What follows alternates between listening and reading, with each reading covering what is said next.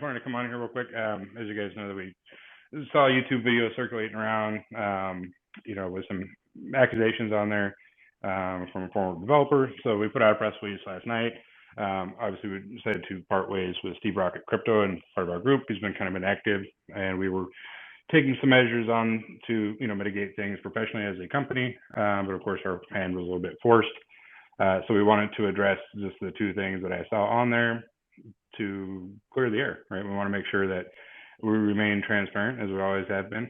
Anytime we received FUD in the past, which has become almost like a daily thing, I think, right? By now, I feel like every day, 80% of the time is work related. The other 20% of the time is mitigating FUD, and it's very counterproductive, and it makes it almost impossible to get things accomplished when you have to set aside tasks at hand to mitigate some of these accusations and clear the air. But it is what it is, right? So we want to make sure that everybody understands that we're all on the same page, and that the atmosphere is clear. So first thing that I'll address personally myself is in regards to the Lilly token.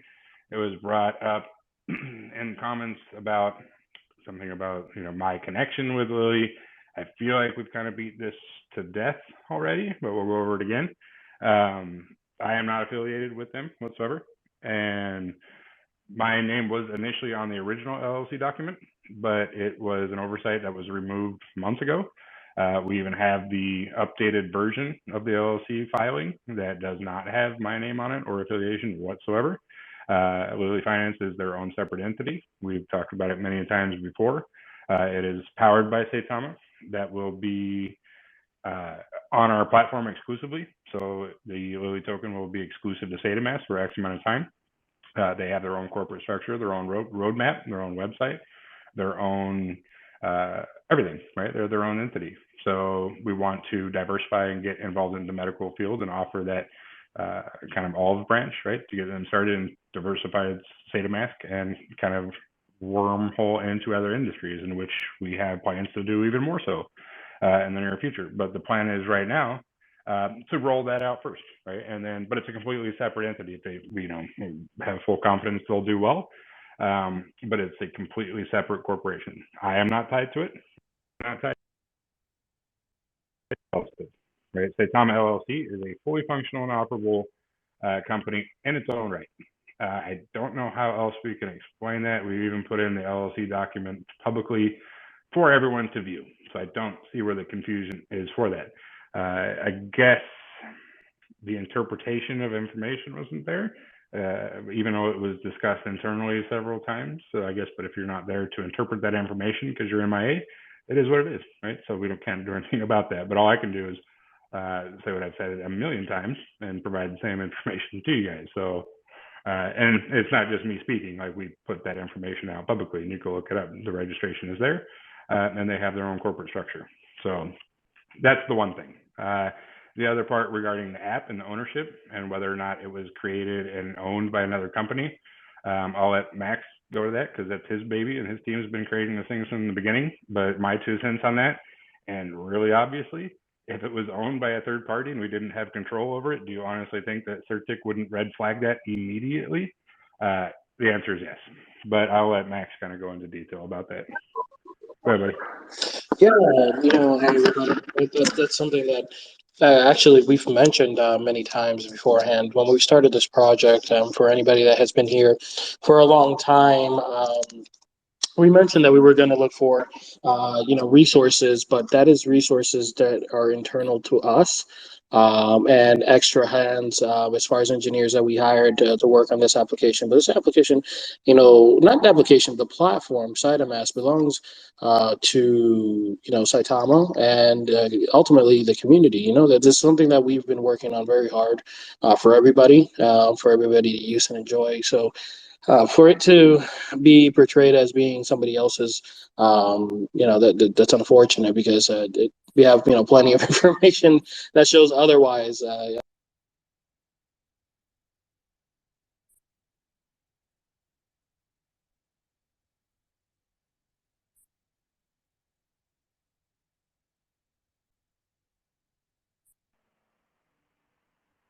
Can you still hear me, Max?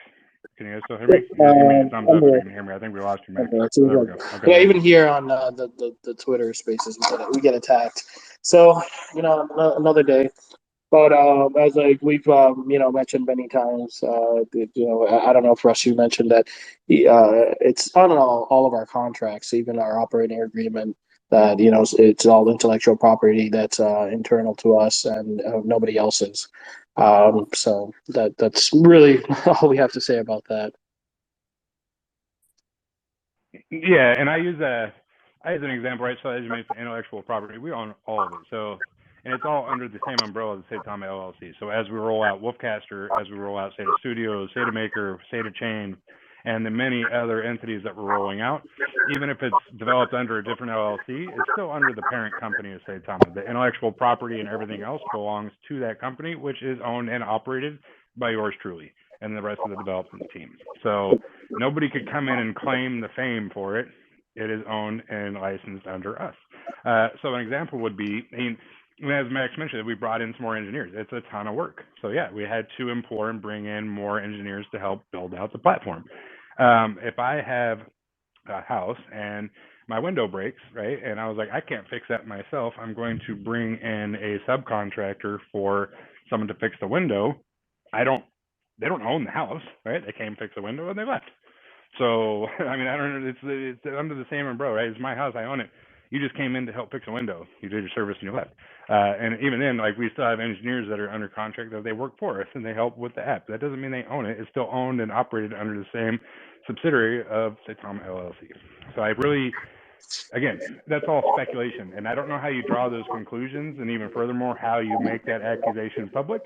But hey, it is what it is. So we kind of went back and forth with it. As you guys know, we're trying to disseminate information, in a more direct pattern, to where we're sending things out through a more funneled and organized structure, through our newsroom, press releases, community updates.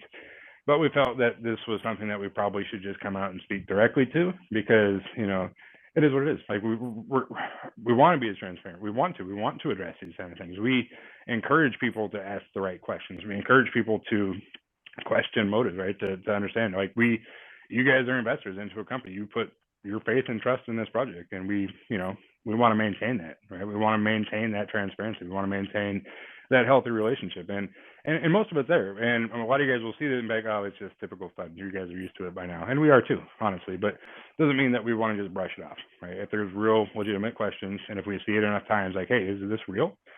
We feel that we need to come out and say, no, it's not real. These are the facts, and you can't argue with facts, right? You can speculate all you want, and you can assume, but you can't argue with facts, and these are the facts that they are. So I guess since we're on here, those are the only two things that I had, seen that came up in conversation, and there probably will be more. I don't know. We're handling things at our own level. We're a business entity. We're very professional. We're corporate, so it's not as easy as just like removing somebody from a clubhouse, right? So we have a legal team, and there will be legal ramifications and things that we'll have to venture down, and avenues that we'll have to proceed down. But more importantly, we have to do things the right way. So that stuff all happens on the back end that we don't release to the public, because that stuff is not public information. So we do have laws and restrictions and guidelines that we have to operate under state and civil law. So just wanted to come out and give you guys at least the brief synopsis of the backstory, and kind of kill the FUD as we normally do, because it's all just speculation, right? And we can't stop speculation, we can't stop gossip, we can't stop rumors, but we can come in front of it and offer solutions and offer facts, and that's what we're trying to do.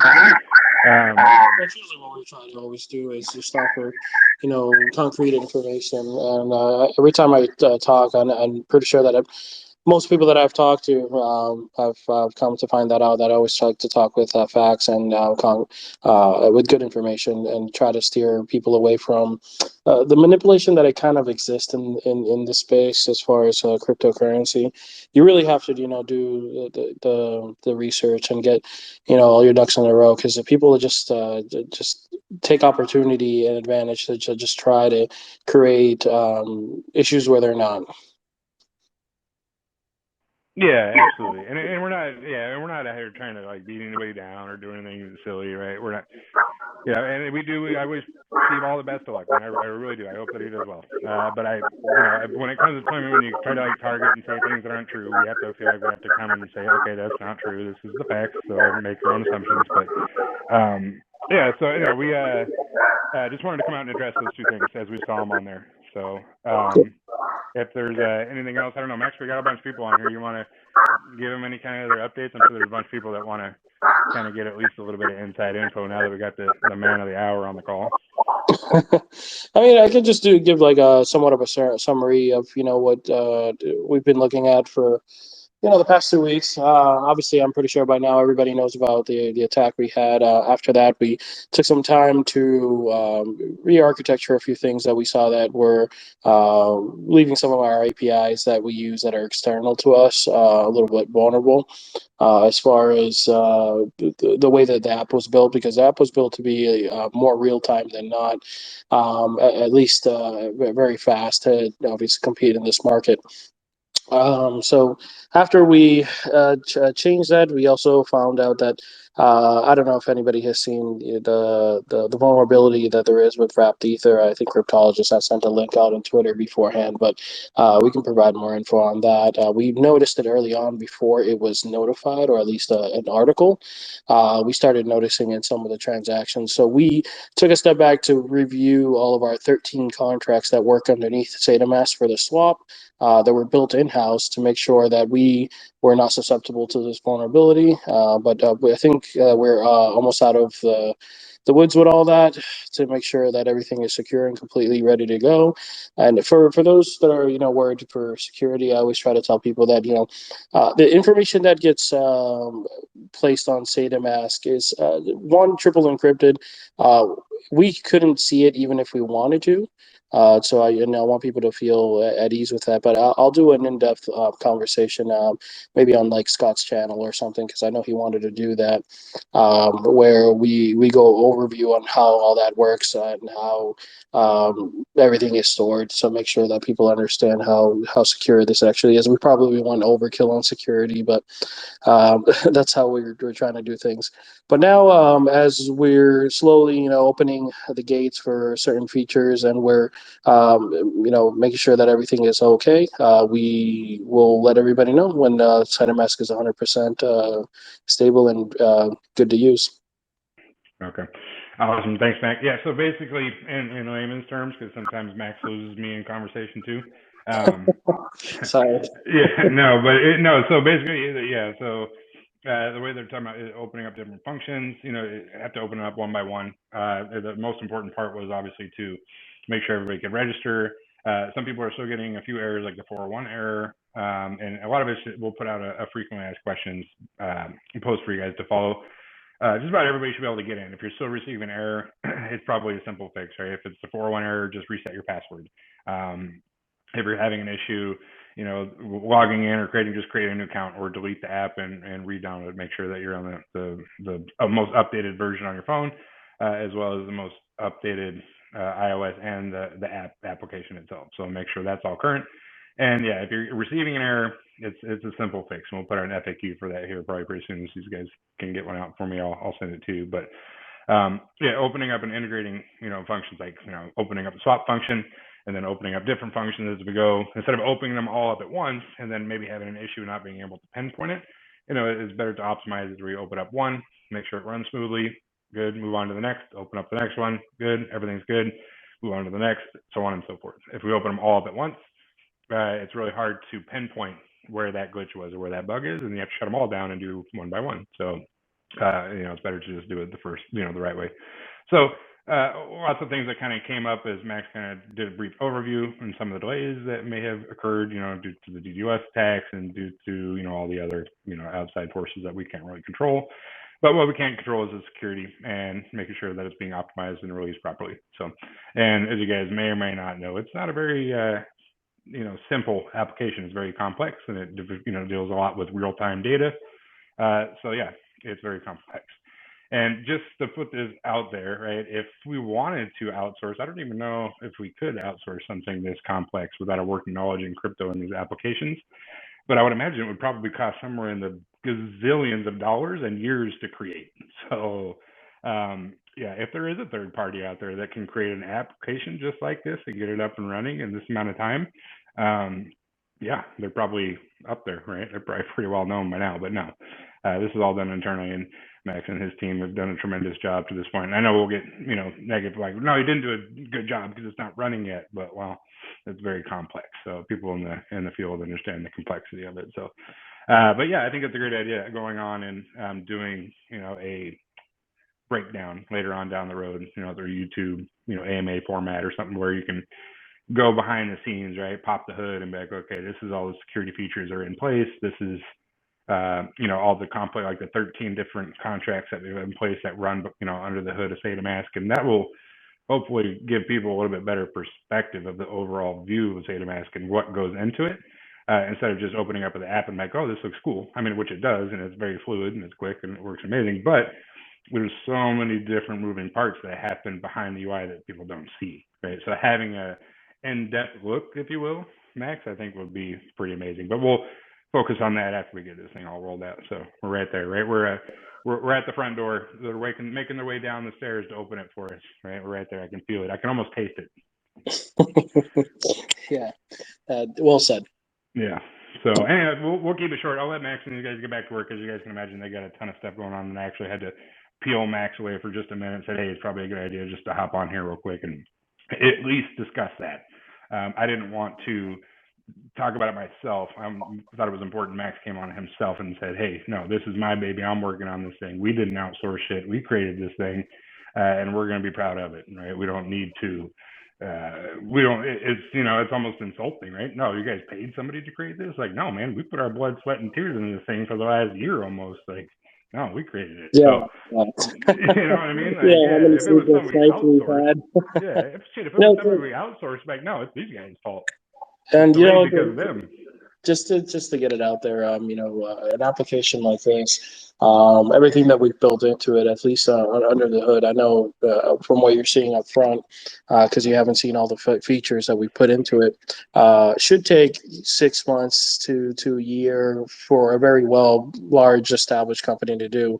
We pulled it out in like two months. So of course, it's been a long, from what it seems like, a long road, but we're just getting started, really. I'm looking forward to the next 5 years and putting all of the stuff that we really want to get into the whole ecosystem that we're building here.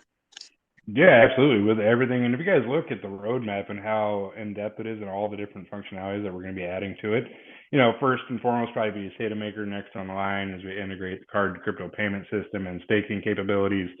Rolling out our whole entire education ecosystem with it. Everything, right? Look at the roadmap and see how intricate this thing is, and it's constantly malleable. Like, we're going to continue to add to it. So even the roadmap that we have in place is going to replicate the roadmap we have on our website, right? If you look at our website now and the roadmap, we've created 17 different highways off that roadmap, right? And we'll probably create 100 more before the year's up. So that's probably how I see, the Saitamask roadmap looking too. And Max probably doesn't want to hear this, but I'll probably come to him next week and be like, Max, this is what we're going to do. We're going to add this, and we're going to add that, and we're going to create this branch, and we're going to create this joint venture, and we're going to this vertical.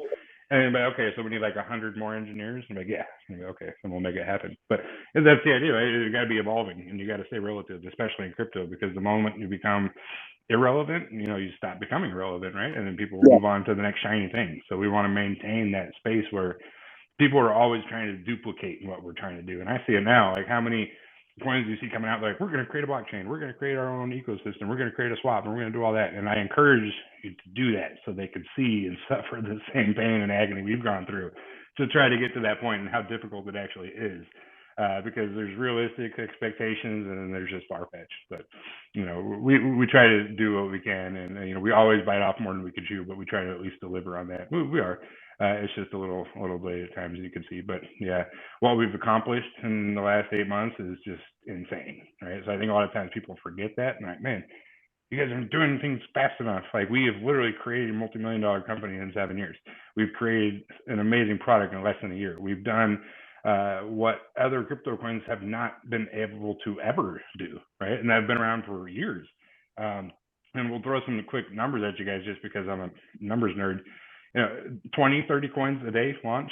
19 of them are fail within the first 72 hours. The other one probably lasts a week, 2 weeks, stops. And less than 1% of coins that actually make it past that first initial hype, that first pump and dump, it all falls down to the community and the development team and what they can actually offer. And not only that, but having to live and breathe through the difficult times. That's what really makes a coin successful or not. Because everybody can ride the hype train, right? It's easy to run a coin when all you're doing is shooting straight up in the air. I mean, it runs itself. You don't even have to deliver. You just sit back and watch people buy it.